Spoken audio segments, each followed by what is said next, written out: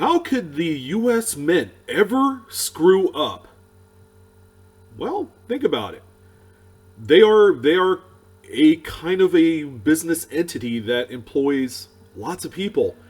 And the thing about people these days is, the human element to it all. The errors, the screw ups. They're like, oh, I'm sorry, that happens. And well, what you have here are the top 10 coins that are just absolutely, absolutely royal screw ups by the US Mint. And it turns out that quite a few of them are accidental in their own right. And we're going to talk about each one individually. And when I say most busted as these things were and are worth a ton of money. Ton of money. Okay, it was an accidental rarity, kind of like, there's a coin that everybody just had to have regardless of at any cost. Yeah. But before we get started, as always, I gotta throw on my little ditty.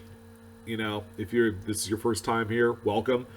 Feel free to subscribe, hit the bell for instant notifications, so that way you get the inside track to all the new videos as they're being uploaded. Hope you guys enjoyed this video. Let's go ahead and get started with the number 10 most busted US Mint screw up. And undoubtedly, that's gotta be the 1972 Lincoln Cent double die obverse. And we're going to talk about all 10, 11, 12 of them.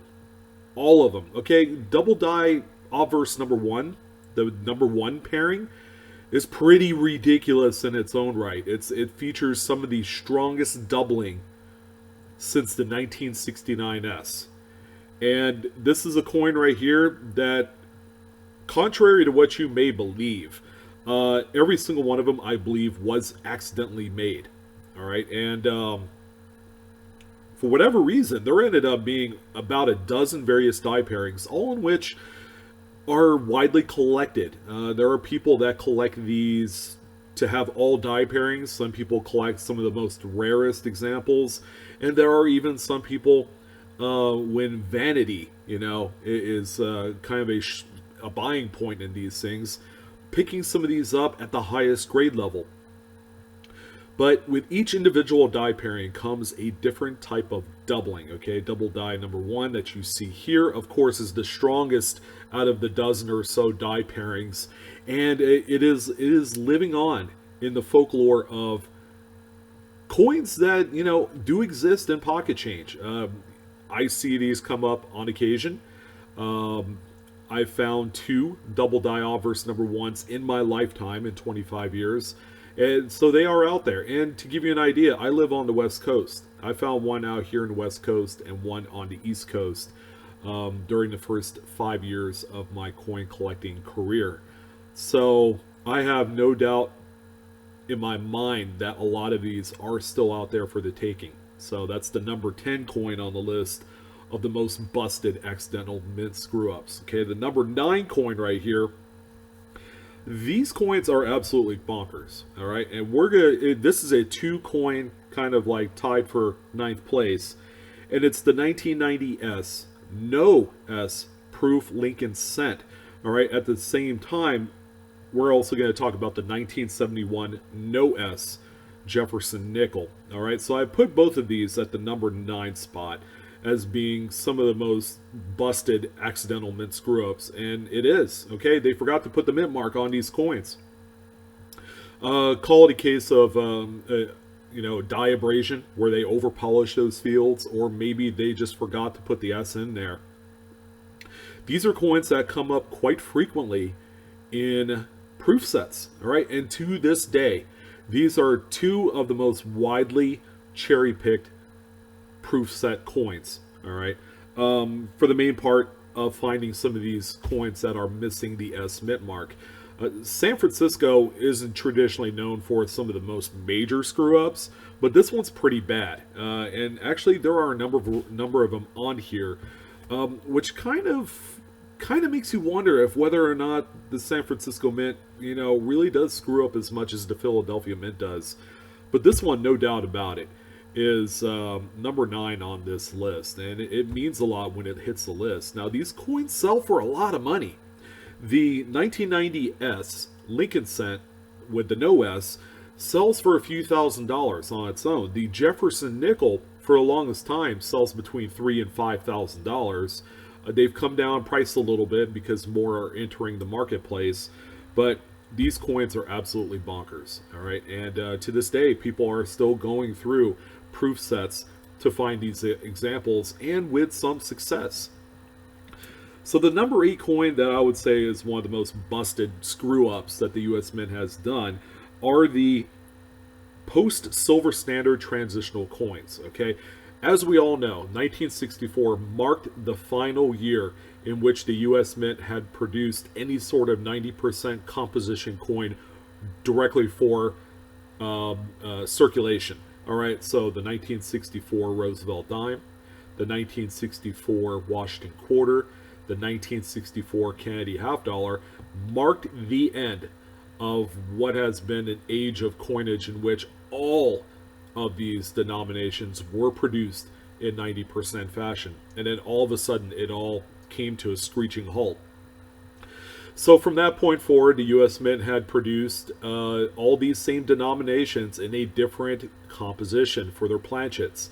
It's a copper-coated or a nickel-coated copper clad planchet is what it's supposed to be from 1965 all the way on forward, with exception of the Kennedy half dollar. They had produced a 40% silver clad composition. Okay, although still silver, it wasn't worth nearly as much as its 90% predecessor. Plus, it was cheaper to manufacture, which is why they dialed it down all the way up till 1970. The 1970D, by the way, is a mint set only inclusion. Very rarely do you come across a 40% 70D in coin rolls, okay, which is what people generally look for when they're going through that denomination. But in the most errant of cases, okay, U.S. Mint, will drop some of the leftover 90% planchets, okay? And you could imagine in the course of production of coins, some of these blanks have fallen on the floor, they roll underneath a machine, they roll underneath a table, and they just sit there, okay? And then somewhere down the line, the U.S. Mint eventually does a clean sweep of the whole place, and they found all these other planchets, and they just kind of throw them in with the now clad planchet mix, and there you go. These coins are produced in 90% form during a date when they weren't supposed to. So you saw the quarter, you saw the dime on here as being two examples of coins that have popped up in auctions in the past, and they sell for quite a bit of money.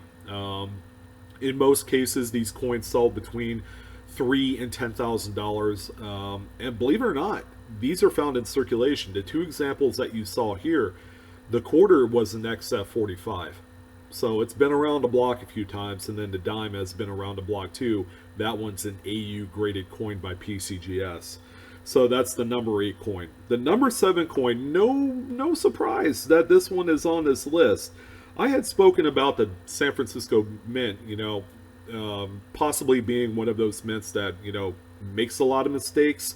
This particular one should never have happened, I guess, but there were a few dozen of these examples struck during its time, and that's the 1969S double die offers Lincoln cent. This is a coin that is probably on the top 2 coins in coin roll hunting, or just overall searching. A friend of mine down in Southern California found one of these a few months ago, and it's now highlighted in the most current Heritage auctions. I believe it's the ANA one. But this coin right here is worth a ton of money. Okay, it's about as dramatic and radical of a double die as you would get. That the only other coin that rivals it is the 1955. The only reason why that this coin is worth so much more is that there was less of them produced, where in contrast, the 1955, there was a bunch of them made. Some speculated that a die's worth of production was kind of like the totality of the 1955, where in 69, the U.S. Mint did catch this particular variety, and are like, whoop, we screwed up, but we're not going to go fishing through the the hopper full of already produced 69S Lincoln cents.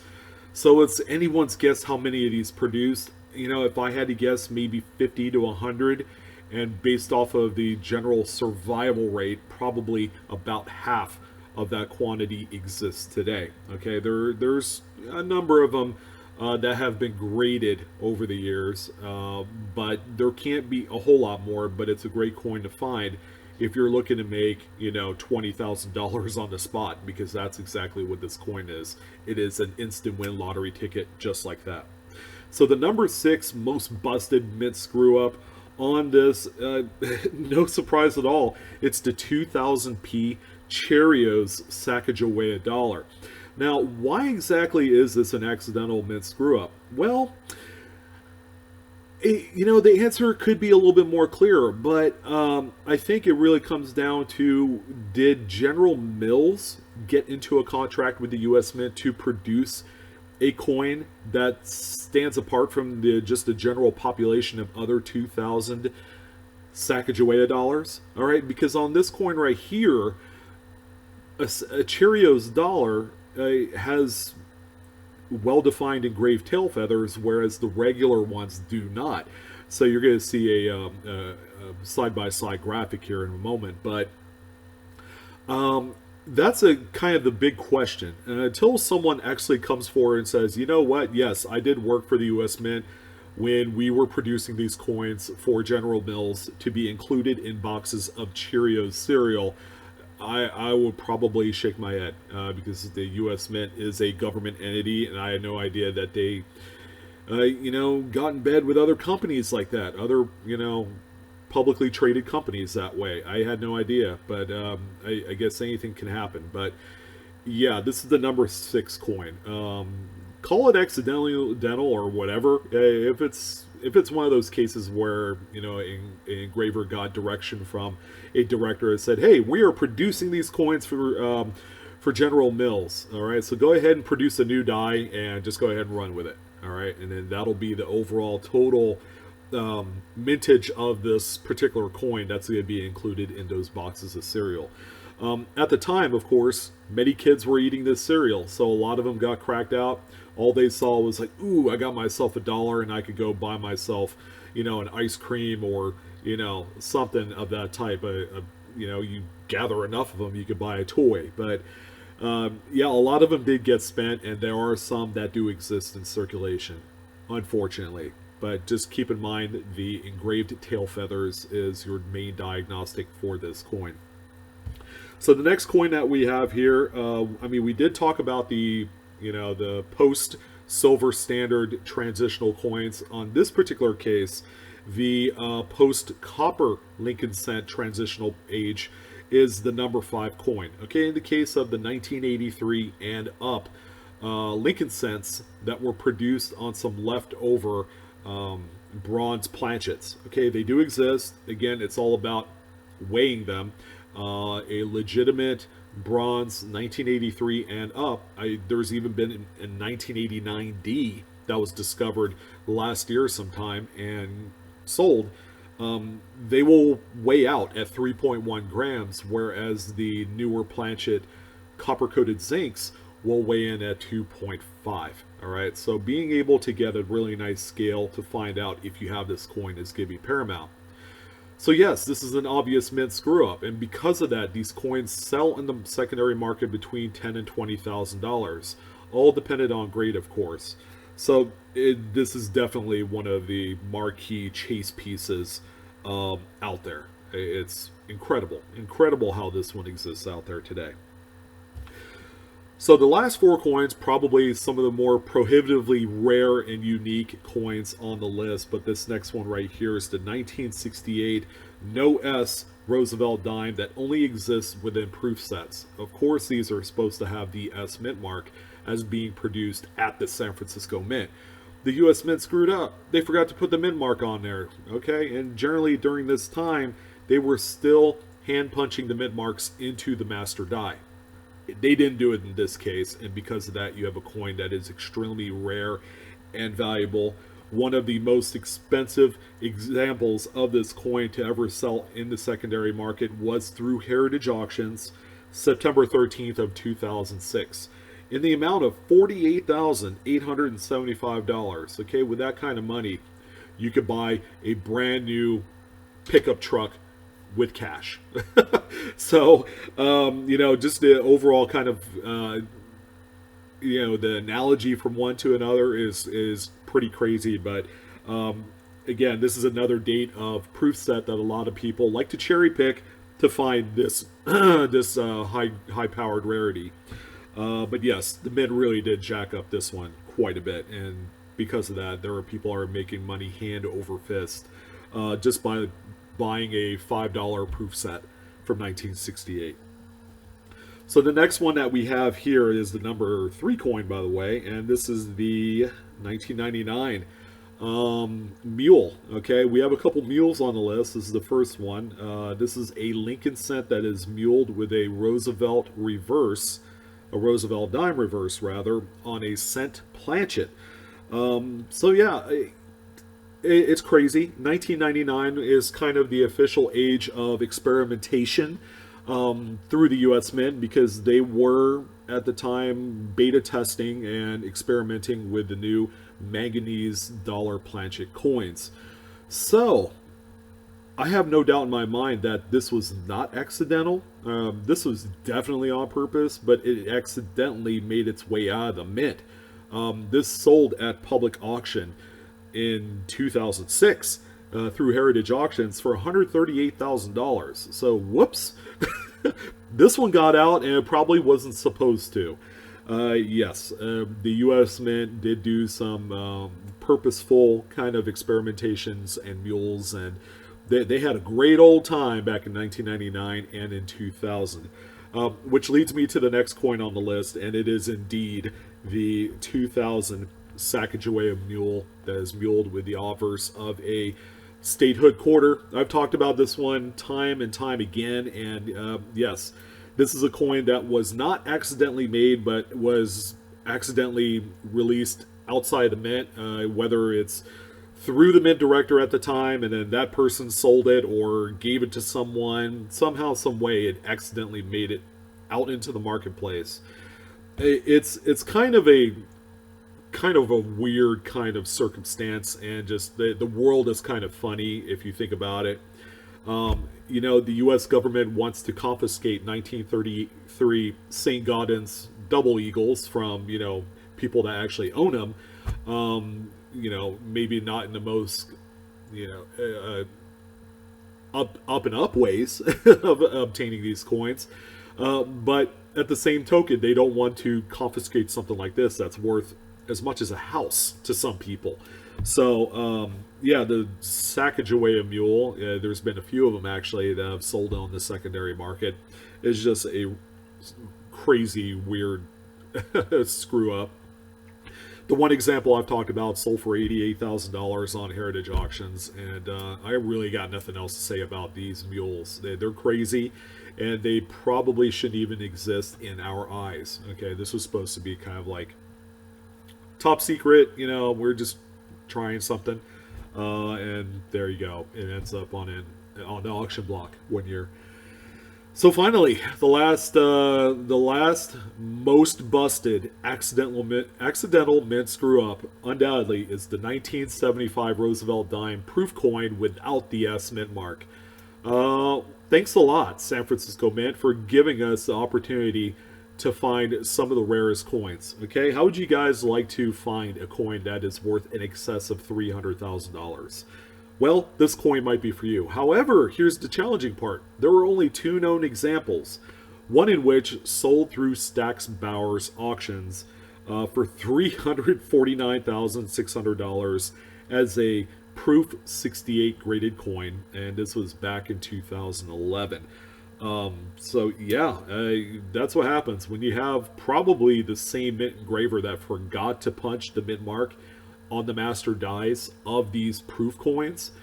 Then you have what seems to be a string of odd and strange occurrences in which mint marks are missing, and call it accidental or whatever.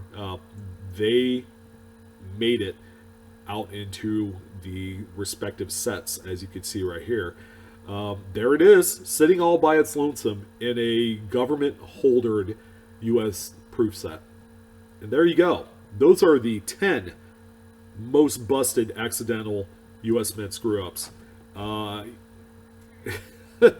one of the wackiest videos I've ever done. You guys might have some difference of opinion on a few of them. I would love to hear which ones you think would make the top 10 list. There are quite a few. You know, the 1992 Close AM Lincoln Cents certainly belong on this list. You know, among a few other coins. I mean, it's just crazy. Some of these coins that have made it into circulation and subsequently found and sold on the secondary market for really life-changing money. So I want to thank you guys for joining in on this particular episode. It's been a lot of fun. If you enjoyed today's content, like, share, subscribe, hit the bell for instant notifications. Thank you guys again and again for all the views and support with my channel, and I hope to see you next time. You guys take care, have a great weekend, and keep on hunting.